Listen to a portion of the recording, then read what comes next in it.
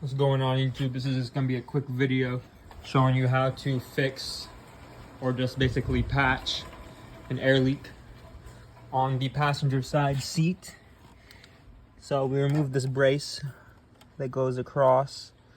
It has this air line that comes with the wiring that goes from here, from this 90 to the red line that goes to the seat bolstering, or probably to this module right here. Yeah, and then it disperses the air from there.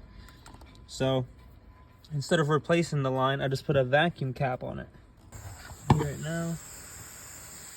Just put the cap on it, and that's it.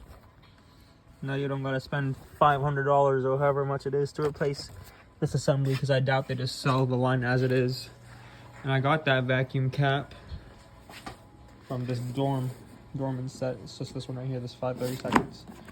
You can get it, or is where I got it. You can get it practically anywhere.